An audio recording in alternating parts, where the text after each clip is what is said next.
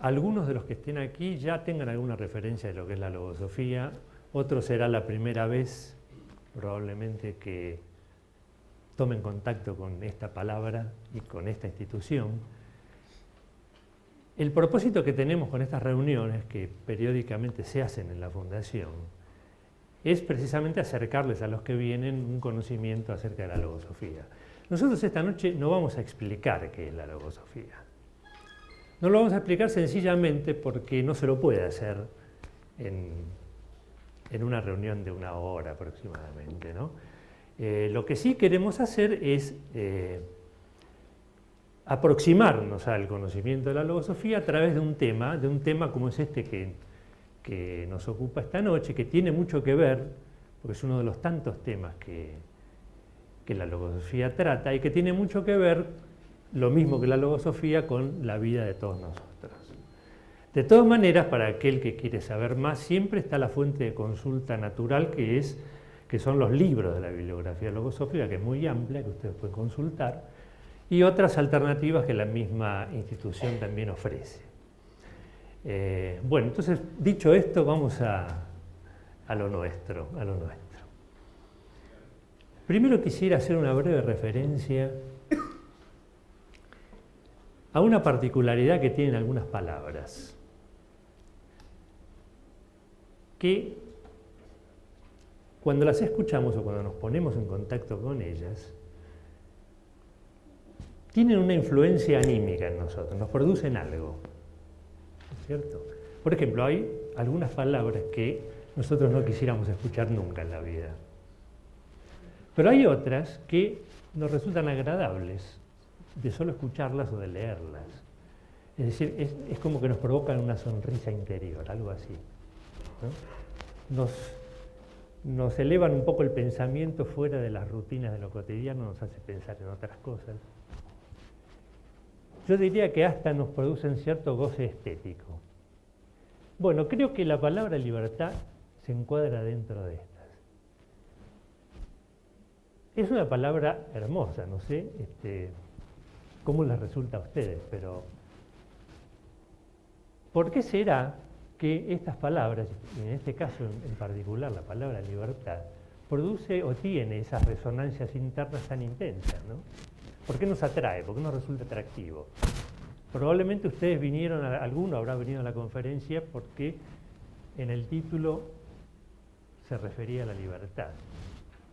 Bueno, ese efecto que nos produce debe ser porque remite directamente a una condición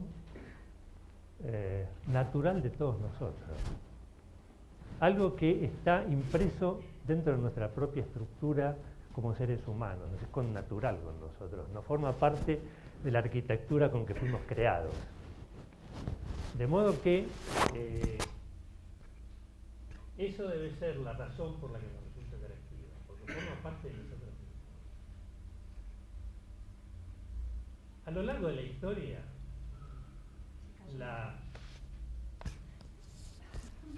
¿Me escuchaban? Entonces no hace falta esto. Bueno, no lo pongo ahora, sí me van a escuchar mejor. ¿Ahora es mejor? Bueno, decía que a lo largo de la historia, la búsqueda de la libertad la podemos rastrear en las primeras épocas que se tengan memoria, ¿no es cierto? Es decir, las grandes epopeyas humanas tuvieron que ver con la conquista de la libertad, ¿no? El hombre en general se desprendió de su egoísmo, se volcó hacia los otros seres humanos para juntos conquistar la libertad que en algún momento se podría haber perdido. Se recorrieron muchos caminos para lograr la libertad, ¿no? Algunos con violencia, otros pacíficos. En algunos caminos se transitaron con armas, otros con el intelecto, ¿no? Que produjo pensamientos que inspiraron a muchos hombres a seguir el camino de la libertad. Estas son historias que conocemos todos. Hoy en día todavía se siguen produciendo, porque allí donde haya un hombre o un pueblo que esté oprimido, parecería ser que el espíritu, en algún momento, el espíritu humano, en algún momento, se pone de pie y busca eso que tanto quiere, que es la propia libertad, ¿no? De modo que hoy en nuestro mundo todavía asistimos a este tipo de búsqueda. Lo que nosotros queremos hablar esta noche es de otro camino, que también conduce a la libertad, pero a la libertad interna. Y que a diferencia de los otros, es un camino que se transita en sentido inverso, es decir, hay que recorrerlo hacia adentro. Y entonces de esa búsqueda es la que nos vamos a tratar de ocupar. Para ayudarnos a ver cómo exploramos ese camino, bueno, vamos a partir de una afirmación que en realidad surge de la sabiduría popular que todos nosotros en algún momento hemos escuchado o dicho, ¿no? A ver, esta.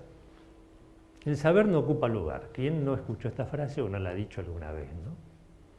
Nosotros le vamos a complementar a esto, la vamos a complementar con otra cosa. El saber no ocupa lugar y la ignorancia sí lo ocupa. Quizás ustedes se pregunten qué tiene que ver esto con la libertad, o con la libertad interna. Lo vamos a explicar, pero por ahora tengámoslo como en un recuadro, tengámoslo presente, porque en este juego que se da entre el saber y la ignorancia, en la vida de cada uno de nosotros, se define en un grado muy grande el grado de libertad que podemos tener.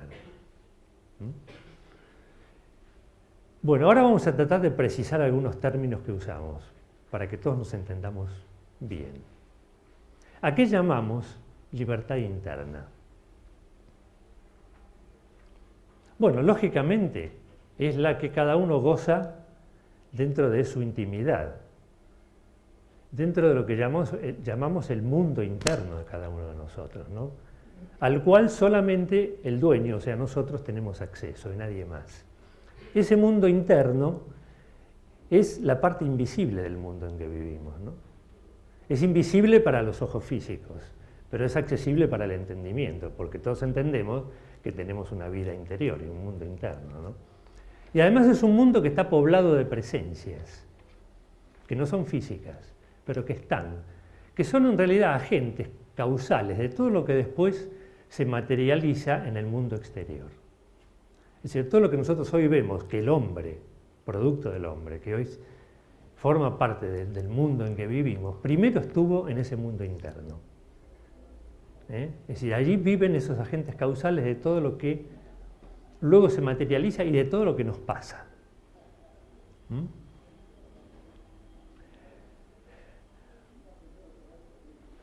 Esa libertad interior de la que gozamos dentro de ese mundo también se la conoce como libre albedrío.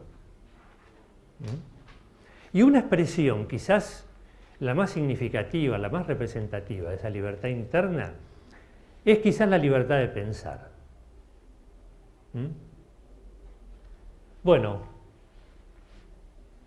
esto que está acá, para introducirnos en la libertad de pensar, es parte de un artículo que el autor de la Logosofía, González Pecoche, del cual se hablaba en la presentación, escribió hace muchos años en una revista que se publicaba y que lo tituló así, ¿a qué se llama libertad de pensar? Y nosotros quisimos transcribir este pedacito, este párrafo, porque nos ayuda a desarrollar este concepto que queremos. Bueno, lo leo en voz alta por si alguno no llega a ver desde allí. ¿A qué se llama libertad de pensar? No nos referimos a la libertad de emitir opiniones, consagrada por nuestras leyes, sino a la libertad de pensar en su íntimo sentido, la posibilidad de reflexionar y obrar en todo momento con independencia de prejuicios, de ideas ajenas, del qué dirán, etc. Y asimismo, no hacer, pensar ni decir lo que no debemos. A continuación de este párrafo termina el párrafo con una pregunta. En este sentido, ¿quién se supone ampliamente libre? Yo no le quiero hacer esta pregunta a ustedes, pero de todas maneras supongo que no sé si todos nosotros podemos decir que somos absolutamente libres, en el sentido que estaba expresado en este párrafo, ¿no? Pero podemos analizar la realidad para ver qué grado de libertad tenemos con todas las variantes lógicas que cada uno de nosotros representa, ¿no?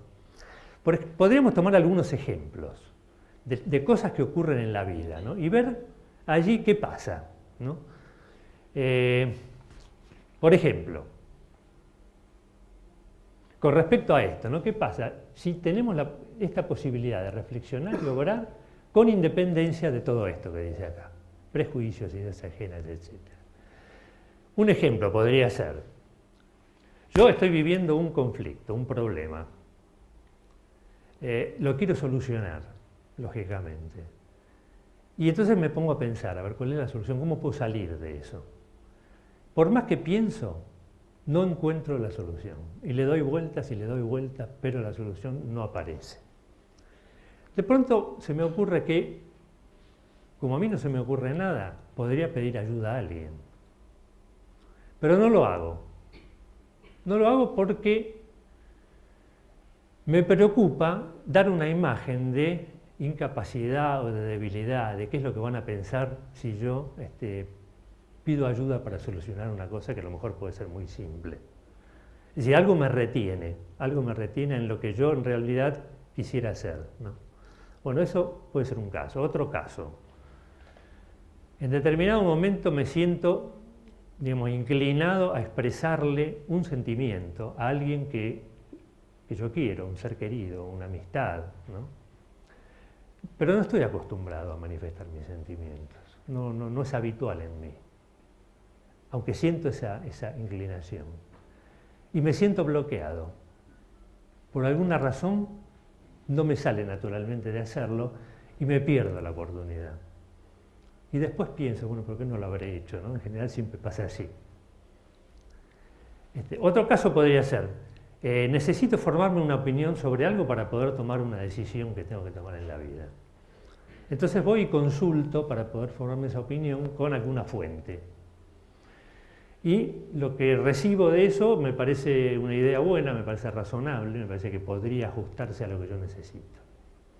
Y después consulto con otra. Y lo que me dice, que es absolutamente contrario a lo que me dijo la primera, también me parece bien. ¿Tenés un problema? Sí, estoy en un problema. Porque tengo que tomar una decisión y tengo que establecer un criterio propio. Y me siento impotente. Lo que siento interiormente, no sé cómo lo resuelvo después. Pero en ese momento me siento impotente. No puedo decidir por mí mismo, no puedo tener un criterio claro que me indique qué es lo que tengo que hacer.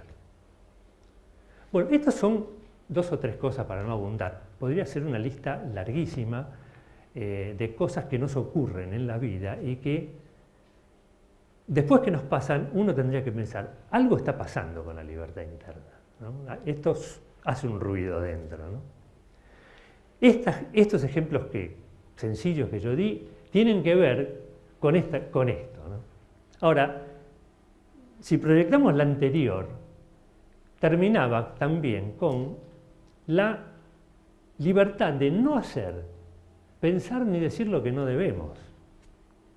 Porque nosotros generalmente asociamos la libertad de hacer algo con la posibilidad de hacer lo que queremos. Pero no se la suele asociar con no hacer ciertas cosas, ¿no? Bueno, ¿qué significaría no tener la libertad de no hacer ciertas cosas que no debemos? Raquel, ¿cómo es? No, me quedé pensando en esta palabrita del debemos, ¿no? Porque en realidad la palabra debemos hace un poco de ruido en la comunicación. Cuando pensamos en deber, inmediatamente pensamos en algo que alguien nos impone, ¿no? Es decir, tenés que hacer tal cosa, debés hacer tal cosa, o los mandatos familiares o los mandatos sociales, o los propios mandatos. Pero muy rara vez pensamos en que las propias decisiones en realidad constituyen un deber para uno mismo.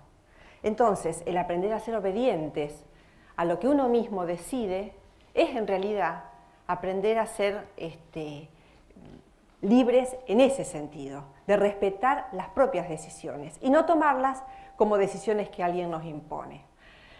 Ahora, ¿cuáles podrían ser otros ejemplos que nos ayuden a ubicarnos en esta situación? ¿No? Y yo había pensado, por ejemplo, ¿cómo se puede resolver los conflictos que se generan internamente y que nos van desubicando respecto al rumbo que queremos darle a nuestra vida? Supongamos, por ejemplo, que alguien me define lo que yo quisiera hacer y los deberes que ese ser me impone no tienen nada que ver con lo que yo siento como responsabilidad mía. Entonces, los deberes y los derechos que pueden presentarse como los platillos de una balanza, en donde ambos tienen que jugar, se transforman en realidad en algo externo a mí misma. Si yo lo planteo como un desafío para mi propia decisión, tengo que hacer que mis deberes respondan a aquellas responsabilidades cuyas consecuencias yo estoy dispuesta a asumir. Y en cambio mis derechos tienen que estar respaldados por mis principios éticos. Entonces, de ese modo estoy segura de evitarme los abusos en el ejercicio de los derechos, porque mis propias decisiones éticas me estarían dando un encuadre. Pero claro, para esto tengo que ir descubriendo cómo se va haciendo todo esto, ¿no? Entonces, ¿qué pasaría con las obediencias a las leyes? ¿Qué pasa cuando obedecemos una ley? ¿Nos restringe o nos amplía la libertad? Sería bueno pensarlo. En general, cuando uno se siente encuadrado dentro de la ley, siente que tiene posibilidades de más holgura, de mayor libertad en los movimientos, ¿no? Uno se siente amparado por esa ley. Esto sucede claramente cuando estamos dentro de una disposición de las leyes de los hombres, ¿no? Es decir, cualquier sociedad tiene leyes porque es lo que nos permite vivir y convivir dentro de esa sociedad. Ahora, si esas leyes rigen en un país, no son las mismas que rigen en otros. De modo que esas libertades están condicionadas a una ubicación geográfica, ¿sí? ¿Qué pasa con las leyes naturales? Las leyes naturales no son así. Son inconmovibles, son permanentes, rigen en todas las ubicaciones geográficas, ¿verdad? Y no solo rigen las leyes naturales en lo que hacen a lo físico, sino que también rigen en todo lo que hace a la vida inmaterial. Por ejemplo, si yo tomo una decisión y me equivoco y no es la decisión adecuada, es muy probable que la consecuencia de esos actos equivocados míos sea algo adverso, algo que no me gustaría haber vivido. En cambio, si yo tomo una decisión acertada que rige, que está amparada por una ley natural, evidentemente la herencia que voy a recibir me va a llenar de satisfacciones, me va a llenar de energías, me va a permitir tener acceso a una coherencia interna que me va a dar felicidad. Bien. ¿Puedo dar un ejemplo? A ver, sí, no hay problema. Me quedé pensando en lo de las leyes naturales, ¿no? Que yo lo entendí muy bien esto, de por qué el obedecer a la ley no quita libertad, sino que, al contrario, le da una libertad, que es, por ejemplo, la ley de la gravedad. Porque si uno no la conociera y no la respetara, nos podríamos tirar por la ventana pensando que no nos vamos a hacer nada, y sería trágico.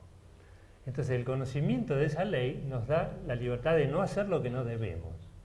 Y a su vez le dio al hombre la posibilidad de llegar a la luna, de conocer esa ley, ¿no? Así que, digamos, la ley tiene para el hombre el conocerla una importancia extraordinaria, ¿no? Y sobre todo esto de que sea inmutable, que sea permanente, ¿no? Yo estaba justamente por comentar una experiencia vivida con adolescentes, en la cual se les daba un problema de matemática a un grupo de adolescentes y se les decía que un avión que había salido de una determinada ciudad se había caído a mitad de camino. Y ellos tenían que hacer 3 hipótesis posibles de las razones por las cuales el avión había caído. Entonces los adolescentes se pusieron a hipotetizar. Entonces decían, bueno, porque el piloto no era experto, porque se le acabó el combustible. Encontraron muchísimas razones, pero nadie habló de que falló la ley de gravedad, ¿no? Es Es decir, a nadie se le ocurrió eso. Es evidente porque todos hemos comprobado que las leyes naturales rigen inexorablemente. Ahora, en el mundo inmaterial también hay leyes. Lo que pasa es que no siempre las conocemos y no siempre podemos ponernos al amparo de esas leyes, lo cual nos generaría un espacio de enorme holgura, comodidad para movernos, si supiéramos que cada una de nuestras conductas está amparada por una ley inmutable. El saber esto nos daría una gran posibilidad, ¿verdad? ¿Querés continuar, Ceci? Atilio se refirió antes a 3 ejemplos, ¿no? Por ejemplo, esto de pedir ayuda, el expresar un sentimiento, el formar un criterio, una opinión sobre algo. Supongamos otro caso, supongamos el caso de un joven que tiene que estudiar una carrera. Llega a su 4º o 5º año y es el gran tema de todos los adolescentes de esa edad. Le encanta algo, cualquier carrera que a ustedes se les ocurre, está fascinado, dice, esto es lo mío, me fascina, me gusta muchísimo, pero la verdad que todos los que ejercen esta profesión es gente que no me gusta. Así que en definitiva deja que esa imagen de la gente que a él no le gusta lo presione y elige estudiar otra cosa. Después, a lo largo de la vida, no sé si alguno habrá conocido un caso así, a lo largo de la vida después le queda esa sensación, ¿cómo hubiera sido mi vida si hubiera yo estudiado lo que me gustaba? ¿No? Supongamos otro caso, una persona absolutamente informal. Se pasa la vida pidiendo disculpas, no llega cuando debe, llega tarde, se olvida de una cita, se propone estar en un lugar y resulta que tenía que estar en otro, no puede cumplir. Toda la vida pidiendo disculpas por lo que no pudo hacer. Obviamente, después se sorprende con las experiencias que vive, ¿no? Y la última, el caso de una madre con una familia formada, dedicada a su familia, que en un determinado momento se le cruza la idea de que, ¿y si yo estudiara una carrera universitaria, qué pasaría? ¿No? Entonces piensa, no puedo descuidar a mis hijos. Pero si ya son grandes, le dice alguien.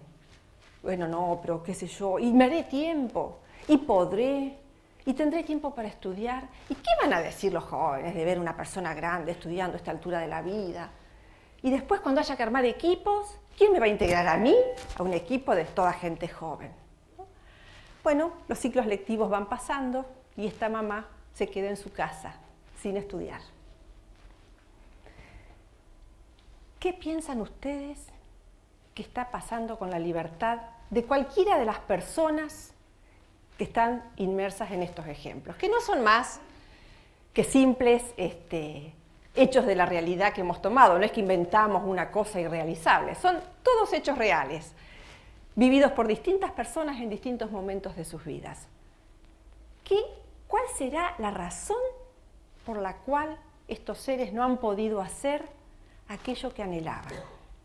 ¿Qué piensan? A ver si alguien se anima a decir algo. Lo que podríamos pensar es que a lo mejor en cada uno de los ejemplos que hablamos hay algún factor, algún factor generó esto, ¿sí? Que llamémosle el opresor, ¿no? Porque es el que nos quita la libertad. Alguna gente que intervino para que no se pudiera hacer con entera libertad lo que uno hubiese querido, ¿no? Entonces a lo mejor podemos identificar algunos. Vamos a esperar, a ver. ¿Alguien se anima? ¿Cuáles podrían ser? Los prejuicios, ¿no? Por ejemplo, bien, prejuicios. ¿Qué más? Miedos, los temores, ¿verdad? ¿Qué más? El qué dirán, perfecto. La falta de confianza, bien, muy bien. La timidez no es. No. Se ve que son experiencias que vivimos, ¿no? Es decir, por eso nos vamos sintiendo identificados, porque en alguno de estos casos uno mismo o alguien que tiene cerca ha vivido estas experiencias. Entonces nosotros queríamos un poco dedicarnos ahora a ver si a trabajar un poco sobre esto, ¿no? Es decir, ¿por qué cómo haríamos para salir de esa cajita transparente? Yo no sé cómo haría para meterme ahí adentro. Bueno, entonces, Ceci, vamos a trabajar sobre estos 3 conceptos. Las creencias, los prejuicios y estar dependiendo del qué dirán. Bueno, nosotros tomamos tres que nos parecen tres cosas destacables. Hay muchos otros. Pero además coincidieron, ¿no? Con las cosas que dijeron las personas que nos cada escuchan. uno de esos ejemplos no es un solo factor el que opera de limitante de la libertad, puede ser también una combinación de cosas, ¿no? Pero en general, en las experiencias nuestras de los seres humanos, podríamos destacar, por ejemplo, estas tres cosas, ¿no? Como factores limitativos de la propia libertad o factores de opresión, llamémosle, ¿no? Por ejemplo, tomemos el primero, las creencias. ¿Cómo influyen las creencias en nuestra libertad de pensar? Todos alguna vez seguramente nos hemos formulado en algún momento de nuestra vida, o a lo mejor nos seguimos formulando, algunos interrogantes, ¿no? Por ejemplo, ¿qué sentido tiene mi vida? ¿Para qué estoy acá? ¿No? ¿Quién soy yo en realidad? ¿No? ¿Cuál es el origen de la vida? ¿Existe Dios? Esto en cuanto a interrogantes, digamos, de fondo, ¿no? Son cosas muy, muy profundas. Yo diría interrogantes que tienen una cierta trascendencia para la vida, no son cosas comunes. Hay otras preguntas que tienen mucho más que ver con lo cotidiano. Por ejemplo, ¿por qué me pasa lo que me pasa? ¿Por qué no puedo superar, por ejemplo, algunos conflictos que tengo, algunas inseguridades, alguna angustia que puedo tener? Como en general, uno no le encuentra la respuesta inmediata a estos interrogantes, por eso son bastante reiterativos. Al no encontrarle la respuesta rápido, uno deja de pensar en eso. Aparecen como un flash en la mente, uno se planta frente a ellos, pero como no le encontró la respuesta, sigue de largo y ya no piensa más. O busca a alguien que haya pensado en esto y adopta esa idea sin analizarla demasiado, la hace propia sin haberla analizado. O busca algún intermediario que piense por uno, ¿no? Y bueno, le brinda toda su confianza porque le confiere una autoridad que no siempre está justificada, pero de todas maneras es una situación cómoda. Y pone en manos de otras personas cuestiones que le atañen exclusivamente a la vida de cada uno de nosotros, que en realidad no habría que delegarlas porque nos pertenecen a nosotros. Y bueno, uno termina creyendo lo que le dicen porque, bueno, uno mismo decidió no hacer el esfuerzo o se encontró incapaz por encontrar la solución, ¿no? Ahora, ustedes podrán preguntarme, bueno, entonces, ¿uno no tiene que creer en nada? ¿Ni tiene que creer en nadie? ¿Está mal eso? Digamos, la actitud de creer, en tanto se lo haga con toda conciencia y deje siempre abierta la puerta para una verificación de eso que uno creyó en algún momento, para poder confirmarlo por medio de la razón o desecharlo si encuentra que no era correcto. Esa actitud es una actitud que no es para nada perjudicial.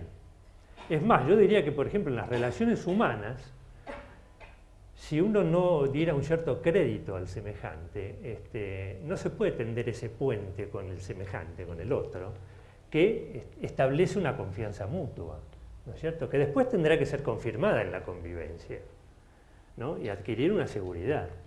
Pero mientras tanto, ese crédito racional, que es creer con conciencia, digamos, está bien. Ahora, la creencia como actitud sistemática es otra cosa. Porque aunque las dos palabras, ¿no?, creer y creencia, están totalmente emparentadas unas con otras, no son la misma cosa. Porque la creencia, como actitud sistemática, es decir, eso que uno hace siempre, permanentemente, es en realidad un reemplazo del saber. Es un reemplazo del saber. Que en general se adopta porque alguien la impone y uno lo toma para sí y ya deja de reflexionar en eso, porque le piensa que ya está, con eso es suficiente. Y lo que ocasiona es que al dejar uno de pensar en ciertas cosas, se produce una especie de entumecimiento de la inteligencia. ¿Vieron? Es como un músculo. Cuando uno no lo usa durante mucho tiempo, se atrofia. Bueno, con la inteligencia pasa algo similar. Algunas zonas de la inteligencia relacionadas con ciertas cosas, si uno jamás piensa en eso, se produce una inhibición que puede llegar a ser permanente, ¿no? Bueno, eso es lo que produce la creencia, ¿no? Por eso hacemos esta diferencia entre la creencia y la actitud de creer cuando es racional, ¿no? En realidad sería casi como una hipótesis lo que estás planteando, es decir, me doy un tiempo para verificar o para comprobar si esto que yo doy por cierto se comprueba en la práctica, ¿no? En la realidad, ¿no? Claro, Sería claro. así. Ahora, lo que sí uno puede comprobar es que el saber confiere una cantidad enorme de posibilidades. Y la creencia limita esas posibilidades en la misma medida. ¿La creencia sería similar a la fe? La creencia en una amplia gama de acepciones, puede ser una creencia de cualquier tipo, hasta le digo la creencia en uno mismo. Porque cuántas veces creemos que somos de una determinada manera Claro. y en realidad no somos como creemos ser, ¿no? Pero como creemos que somos así y está bien, nos quedamos toda la vida con eso, ¿no? Sería como, la creencia sería un concepto que uno tiene de algo sin analizar. Sí, Como es casi, es una idea sin analizar. es algo que queda inmóvil. Claro, que queda ahí sin Que posibilidad. queda inmóvil y se presenta cada vez que uno tiene que relacionarlo con algo. Es así, te dicen. Claro. Es así. ¿Por qué es así? Porque En es general, así. cuando Yo soy así. Claro. o yo soy así. O siempre se dijo tal cosa de esta situación. Claro, Sí. sí. O es lo natural. Claro, hay millones de argumentos para justificar que uno tiene que creer en lo que le dicen. O que uno haga el camino inverso, ¿no? Es decir, hacer creer a otro. Que eso pasa, hasta en las relaciones humanas pasa. Uno quisiera que otros nos crean.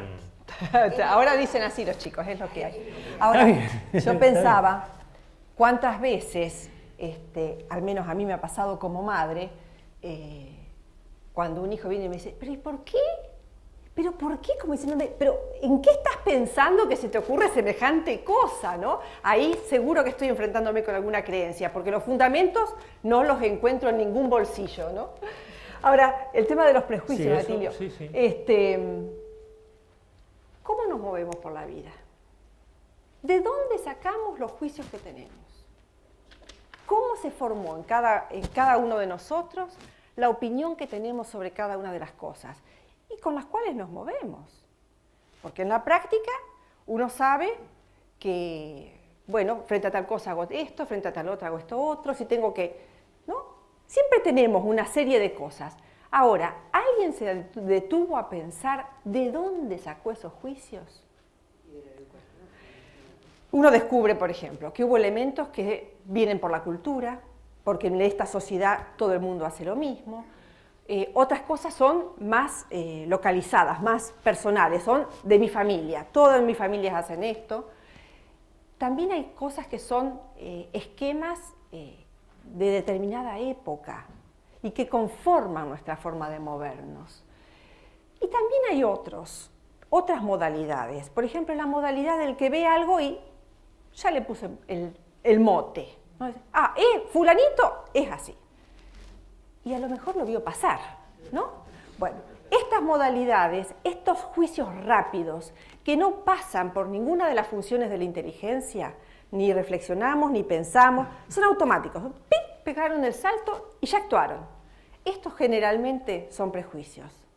A veces también sucede que elaboramos un juicio, lo pensamos bien, lo reflexionamos, llegamos a algo, pero hicimos el paquetito, le pusimos el moño y no me hablen más de esto porque yo ya lo pensé, no quiero tener más problemas. Y no lo miro nunca más. A lo largo de un tiempo, ese paquetito es otro prejuicio que forma parte de aquellas cosas que dejé de pensar, ¿no? Bien, lo mismo pasaría entonces con este temor. Ay, si hago esto, ¿qué van a decir de mí? ¿No, Atilio? ¿Qué van a decir de mí si hago esto determinado? Y esta dependencia del qué dirán tiene mucho que ver con la confianza en uno mismo y con los temores que tenemos incluidos, ¿no? Como que se contraponen. ¿Cuánto pesa en nosotros la imagen que los demás tienen de mí? ¿Esto anda? Sí, Ah, ¿sí? anda muy bien. Ah, bueno. Se escucha mejor tu voz que No la tengo mía. retorno. ¿Cuánto influye en nosotros la imagen que los demás tienen de nosotros? ¿No? Depende de quién sea el otro. Bueno, en general, vamos a ponerlo en general. Pero ¿cuántas veces nosotros acondicionamos nuestra forma de ser, nuestras características, para proyectar una imagen que nos gustaría que los demás tengan de nosotros, aun cuando no refleje absolutamente la realidad de nuestra vida, ¿no es cierto? Pero proyectamos una imagen que nos gustaría que los demás tengan, es decir, que nos vean como nosotros quisiéramos que nos vean. Como quisiéramos ser. Como quisiéramos ser. Claro. Ahora, la cultura, nuestra cultura, en la que todos nosotros nos hemos formado, precisamente nos formó para buscar fuera de nosotros la causa de todo lo que nos pasa y la explicación a todas las cosas que no entendemos, ¿no? Nos hace mirar más hacia afuera que hacia adentro. Entonces es muy fácil caer en la tentación de acomodarse para que los demás, todos los que están fuera de nosotros, nos vean como quisiera que nos vean, ¿no es cierto? Como realmente nosotros pensamos que debería ser. Y entonces hacemos muchas cosas por una serie de motivos que no siempre responden ni a lo que sentimos ni a lo que pensamos en realidad. Muchas veces nos traicionamos a nosotros mismos. Y también hacemos muchas cosas sin pensar. ¿Por qué? Lo hacemos por habitualidad o por generalización. Habitualidad significa que lo hago porque lo he hecho toda mi vida y se hace esto, se ha hecho siempre, de modo que ¿por qué no lo voy a hacer? Por generalización es porque lo hace todo el mundo, ¿por qué no lo voy a hacer yo? Entonces me acomodo al entorno, ¿no es cierto? Y entonces me preocupa mucho más lo que soy que la imagen que proyecto, ¿no es cierto? La cultura nuestra, de nuestra sociedad, es una cultura muy ligada al materialismo, ¿no? Es decir, está muy, privilegia mucho lo que uno debe ser, se ponen ciertos paradigmas, ciertos cánones, hay que ser así, o hay que tener tal cosa, ¿no? En lugar de hay que ser de determinada manera, ¿no? Se privilegia más el tener en muchos casos que el ser, ¿no? De modo que, por eso digo, nosotros nos acondicionamos más a lo externo, a la figura, que al contenido.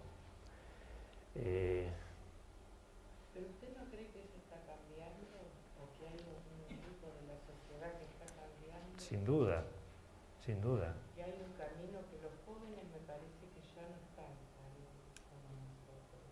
Ellos me parece que ven la vida desde otro lugar. Sí, la vida, por supuesto que la sociedad misma ha ido cambiando. Lo que pasa es que se van reemplazando unos paradigmas por otros, ¿no? Porque esto que estamos diciendo en realidad no responde solamente a los efectos que se observan en la sociedad. Responde a causas naturales internas de cada uno de nosotros, que si no se eliminan, seamos viejos o sean jóvenes, siempre van a producir el mismo efecto, ¿no? En realidad lo que ocurre es que muchas veces se privilegia más la imagen que los demás tienen que nosotros, que es lo que nuestra propia conciencia nos dicta, ¿no? Bueno, esto es la limitación que produce el qué dirán a la libertad interna. Por prejuicios, por creencias, por temores, es decir, no nos animamos a ser realmente, a mostrarnos como somos. Yo la veo a mi hija, por ejemplo, ¿no? Y dice, no, pero ¿qué va a decir esto? No, porque yo dije, ay, Dios, pobrecita, ¿no? Porque está que no, que me voy a poner zapatos altos porque que me tengo que poner la pollera acá, que tengo que usar esto porque... Y digo, pobrecita todo lo que hace por tener que vender una imagen, ¿no? Digo, ¿y qué presa está de todo eso? ¿No? Bueno, son dependencias que se crean, por ejemplo, dependencia de la moda o de lo que sea. ¿No es cierto? Que en las... Y yo digo, así, te quedan divinas, ¿sí? Ahora, cuando se bajan esos tacos son todas chiquititas. Pero, ¿qué me toca así? Yo digo, pero qué tortura. Y mi marido, que es traumatólogo, dice, bueno, puede durar 2 horas ahí arriba, más de eso no. Y digo, y sale 300 pesos, digo, gastar 300 pesos en esa porquería, pero todas las usan, digamos, es como que es la moda, que ¿no? Sí. Un zapato mucho más saludable sale mucho más barato, ¿no? En realidad yo pensaba que en estos temas de ir creando criterios propios, de ir formando los elementos que nuestra conciencia nos va dictando, la democracia no vale. Es decir, no es que lo que hace la mayoría es lo que está bien. Yo tengo que aprender a ir consultándome para ir viendo qué es lo que yo siento como más leal, como más auténtico de mi verdadera forma de ser. Y muchas veces nos vemos muy condicionados porque la mayoría hace esto. Y tendemos a creernos que aún en los criterios inteligentes es la mayoría la que define lo que está bien.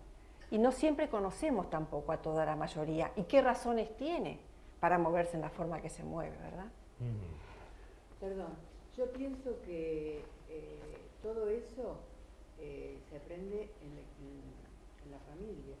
Es la familia la que tiene que conducir a educar que lo primero es el ser y no el tener. Así es. O sea que después, bueno, algunos se recuperan de grandes y otros no, pero a mí me parece que todo es una cuestión de educación, de aprendizajes. Sí, bueno, en realidad el mensaje que nosotros queremos transmitir es precisamente que esto es toda una cuestión de aprendizaje. El tema está en qué es lo que hay que aprender, ¿no? Estaba puesto, yo pensé que le iba a pedir. ¿Recuerdan que habíamos proyectado esto al principio y dijimos, tengámoslo como referencia para recordarlo, ¿no? Decíamos que el saber no ocupa lugar y que la ignorancia sí lo ocupa, ¿no? Todos estos factores que nombramos, que llamamos opresores, por ponerle un título, los temores, las creencias, los prejuicios, el que dirán, etcétera, etcétera, son el producto de la ignorancia. En definitiva, los podríamos englobar a todos en una sola palabra, que es ignorancia. Y vaya si ocupa lugar la ignorancia, porque lo hemos visto, ocupa mucho lugar. El lugar que tendría que ocupar el saber. Es como si uno se moviera dentro de una pieza llena de objetos y no tuviera la libertad para desplazarse de un lugar a otro, ¿no? Bueno, todos esos factores opresores son producto de la ignorancia. Ahora, nosotros hasta acá lo único que hemos hecho es una especie de diagnóstico de lo que nos pasa o lo que nos puede pasar a cada uno de nosotros. Hasta ahora hemos descrito la situación de la realidad, ¿no? Habíamos dicho que en realidad se debería recorrer un camino para el logro de la libertad interna, ¿no? Todavía no hemos hablado de cómo es el trazado del camino ese, ¿no es cierto? Pero uno puede pensar que ese es un camino de liberación progresiva de cada uno de esos factores que nos van limitando la libertad. Hay que empezar a tomar cada uno de ellos, empezar a independizarse de esos factores. Ahora, si esos factores son el producto de la ignorancia, si admitimos eso, la forma de que desaparezcan del escenario de nuestra vida es incorporando conocimientos. Digamos que el antídoto para la ignorancia es el conocimiento. De modo que ese camino que decíamos, o dice el título de la charla esta noche, un camino casi inexplorado, es el camino de la adquisición de algunos conocimientos. ¿Qué tipo de conocimientos? Raquel, explícalo. Claro, porque decíamos, ¿no? Si la realidad nos demuestra que nos vemos limitados por nuestras modalidades, por nuestros prejuicios, por nuestras creencias, evidentemente en cada uno de nosotros esa ignorancia toma formas personalísimas. exclusivísimas. De modo que cada uno tiene que ir descubriendo qué forma toma en uno la ignorancia. Ir poniéndole nombre a cada uno de esos agentes que actúan en las sombras, pero que en realidad lo que hacen es limitar nuestra capacidad de ser libres para ser auténticamente nosotros mismos. Entonces, en la medida en que podamos ir poniéndole nombre a todo eso que nos pasa por dentro, vamos a también adiestrarnos, vamos a ir aprendiendo a manejar todos esos agentes, para que realmente empecemos a ser dueños nosotros de las decisiones y no nos creamos que somos lo que no somos y que no nos sorprendamos porque la imagen que estamos dando no responde a lo que yo pienso de mí misma, ¿no? Y yo pensaba, por ejemplo, cuántas veces en mi función de madre o de docente o de abuela, me encantaría que el otro haga lo que yo pensé. Sería todo tan fácil. Si mis hijos hicieran todo lo que yo pensé, la convivencia andaría 10 puntos. Pero ¿qué sucede? ¿Cómo hago yo como mamá para poder pensar que el otro también tiene que tener su libertad? Y que yo tengo que aprender a respetarla y que tengo que estimular en el otro su capacidad de pensar. Y entonces, ¿con qué me voy a encontrar? Con respuestas diferentes. Con respuestas diferentes que yo tengo que asegurarme de que respondan a un principio ético que sea realmente de bien y de un futuro de proyección feliz para esa vida, ¿no? Ahora, en el caso nuestro, de los que estamos estudiando logosofía, encontramos en la logosofía, en la sabiduría logosófica, ese manual, diría yo, que nos va enseñando de qué herramientas disponemos para poder manejar esos agentes. Esas herramientas las disponen todos los seres humanos. Lo que nos falta es aprender a usarlas bien y poder aplicarlas en las cosas que nos corresponde o que anhelamos que sean diferentes de lo que son. De modo que al ir reconociendo esos agentes que actúan, yo puedo ir usando, digamos, estimulando a aquellos agentes que me conceden libertad y por otro lado, reemplazando a aquellos que siento que no responden a esos espacios de libertad que yo aspiro, ¿no? ¿Cuántas veces hemos visto un sentimiento, por ejemplo, bloqueado por un prejuicio, por mil razones, ¿no? Y yo me pregunto, ¿no les encantaría a todos sentirse libres para expresar lo que de verdad sienten? Lo más auténtico, lo que es eso que en el fondo del corazón cada uno aspira para sí mismo y para los seres que tiene cerca, ¿no? Nos parecía que liberar los sentimientos es una de las cosas que el ser humano siempre aspiró y no siempre puede porque desconoce cuáles son los agentes que lo están limitando en esa conquista o cuáles son las modalidades que debería ir revisando. Bueno, tenemos que ir terminando, me parece, Atilio.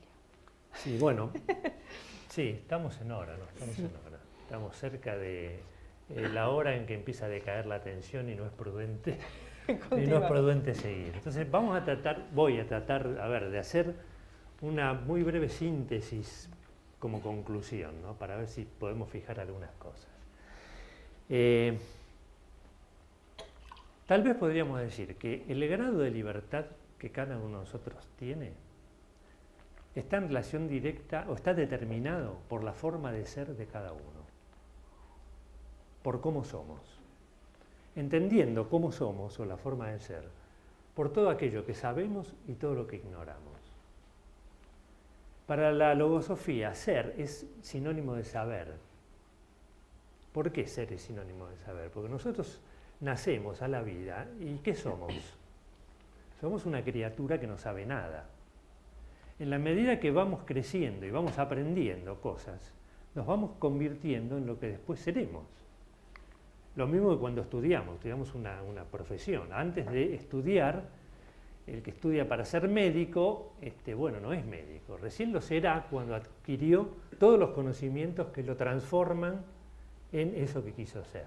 Es decir, ser es sinónimo de saber. Por eso digo, el grado de libertad que tenemos está determinado por lo que somos y eso significa por lo que sabemos y también por lo que ignoramos. Cuanto más ignoremos, probablemente menor grado de libertad tengamos. Y al revés. Entre la ignorancia es ignorar Sí, sí, sí, sí. Claro, por eso, esto que decía Raquel antes, esos conocimientos que uno tiene que ir empezando a adquirir, son los conocimientos de uno mismo. Todos los otros están disponibles, es decir, cualquiera en cualquier biblioteca los encuentra. Si uno quiere estudiar tal o cual cosa, sabe dónde tiene que ir. Ahora, si uno quiere saber cómo es uno realmente, o uno quiere llegar a transformarse en un buen ser humano, ¿a dónde va? E incluso, Atilio, no se trata de un saber teórico, es decir, que uno lo toma, lo lee en el libro, lo entiende y con eso ya está todo, porque no basta con entender. En realidad, tiene que ser un saber experimental, en donde yo haga esas hipótesis que hablábamos al principio respecto a cómo sería mi vida si yo soy distinta de lo que soy. Si yo cambio esto por esto, ¿cómo sería mi vida? ¿No? Entonces, yo tengo que comprobar esa hipótesis, para lo cual el saber tiene que salir del libro y penetrar en mi vida. Tiene que empezar a ser un conocimiento que realmente vaya permitiendo experimentar cosas nuevas, ¿no? Yo tenía la imagen de que en realidad ese tipo de saber que transforma la propia vida es un poco como el aceite que ponemos a cualquier mecanismo, ¿no? Hace que todo funcione mejor, ¿no? Uno se transforma en un ser más lúcido, más inteligente, más sensible, más equilibrado. Va eliminando montones de conflictos internos y va adquiriendo una nueva coherencia entre lo que piensa y lo que siente, ¿no? Claro, pero esto que dice Raquel lleva implícita una premisa: hay que transformarse. Hay que transformarse, porque en realidad este camino entonces hacia la propia libertad interna no es otra cosa que un camino en el cual uno va por medio de estos conocimientos transformándose en lo que quiere ser. Es un camino, en realidad es lo que ocurre en toda la naturaleza, es la ruta de la evolución. Toda la naturaleza evoluciona, nosotros como parte de la naturaleza también tenemos que seguir esa misma ruta, la ruta de la evolución. ¿Qué implica? ¿Qué implica? Evolución implica cambios, hay que cambiar. Si uno no cambia, no evoluciona, porque queda siempre en el mismo estado. Entonces, yo diría que para poder recorrer felizmente el camino de la propia libertad interna, hacen falta por lo menos 3 cosas, entre otras tantas, pero menciono 3. Primero, la natural aspiración de ser mejores, ¿no? Si uno no quiere ser mejor de lo que es, no tiene sentido. Eso implica la disposición a transformarse, a efectuar todos los cambios que haya que hacer para que de la posición en que estamos lleguemos a otra, mejor, superior. No se puede hacer, uno no se puede llegar a donde quiere llegar si no se desplaza del lugar donde está, ¿no? Uno no puede llegar a ser algo que no es si no empieza dejando de ser lo que es, ¿no? Bueno, esa es una premisa. La segunda premisa, o el segundo requisito, es tener las herramientas necesarias para poder hacer eso. Como dijimos que lo que hay que hacer es incorporar conocimientos, las herramientas son ese tipo de conocimientos. Los conocimientos que, primero, nos permitan reconocernos a nosotros, saber cómo estamos formados, cómo estamos constituidos. ¿Qué pasa dentro de, recuerdan que hablábamos al principio de ese mundo interior, donde hay agentes causales que se mueven y producen todo lo que después sale al exterior? Bueno, hay que saber qué es lo que hay allá adentro. Necesitamos conocimientos que nos informen, que le pongan nombre a cada cosa. Y cuando podamos reconocer lo que opera dentro de nosotros, aun cuando no lo podamos ver con los ojos, vamos a entender mucho de las causas de por qué nos pasan ciertas cosas, por qué hacemos algunas cosas o no hacemos otras que deberíamos hacer. Entonces, hace falta las herramientas que son esos conocimientos y además un método para poder aplicar esos conocimientos a la propia vida. Porque como decía Raquel, son conocimientos experimentales, hay que vivirlos. La única forma que lleguen a ingresar a la propia conciencia es vivirlos.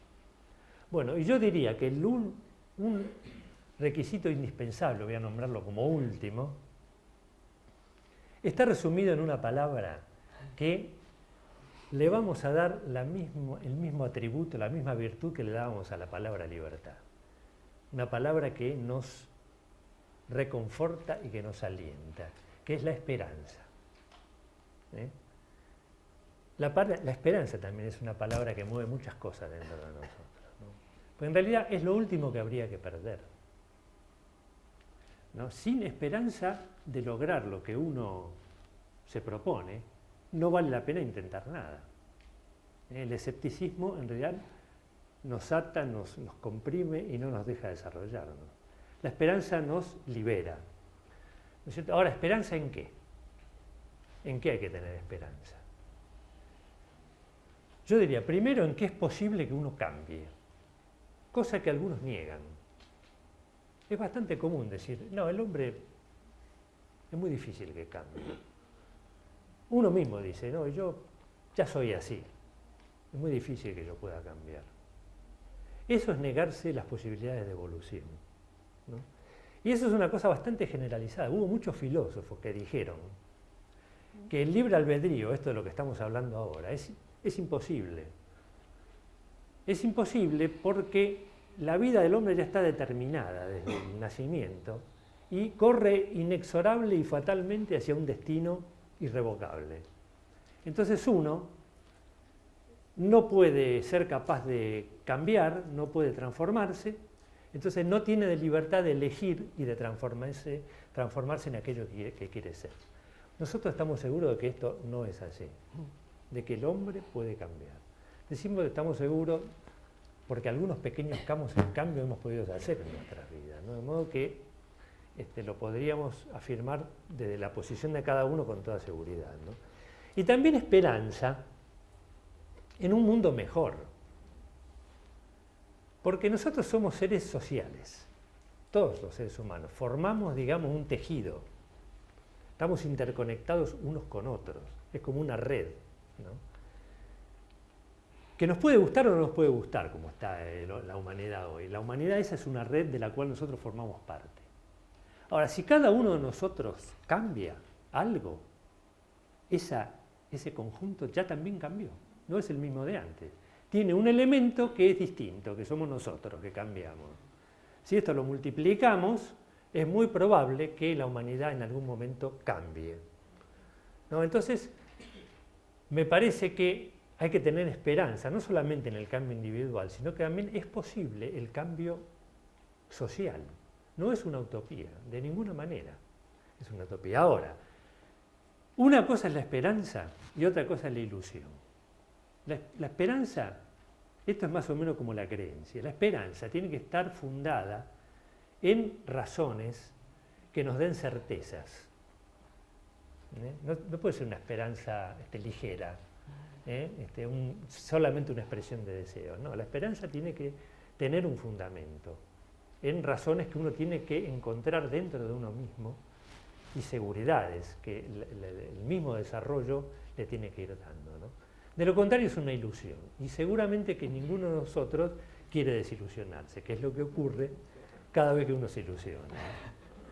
Bueno, para terminar, vamos a también poner un párrafo que nos abre una puerta a la esperanza, ¿no? Que también esto es de Pescoche, parte de un libro, ¿no? Que dice así, ¿leemos, Raquel? Sí, sí. ¿Qué queda entonces por hacer a las generaciones de hoy? Ya no hay tierras por descubrir. Los gritos de la misma ciencia enmudecen ante realidades que no sabe comprender. Las comodidades hastían porque se las disfruta demasiado. Las diversiones relajan el espíritu por el abuso que se hace de ellas. ¿Qué queda, pues, para que las generaciones del presente puedan responder, como las de antaño, a los empujes de su época? Está la respuesta, no nos íbamos a quedar con la Sí, pregunta. no las íbamos a dejar así. La logosofía responde: queda lo más grande que existe por realizar y que en esta gran etapa tendrán que cumplir las generaciones de hoy y las venideras. El avance hacia las altas regiones del entendimiento. El esfuerzo por llevar al ser como alma humana hacia el encuentro de su propia explicación como ente físico, hacia la eternidad que no ha sabido comprender al vivir un tiempo perentorio sin valor alguno. En otras palabras, el avance hacia la superación. Les agradecemos mucho Bueno, su presencia. muchas gracias a todos otra vez. Gracias.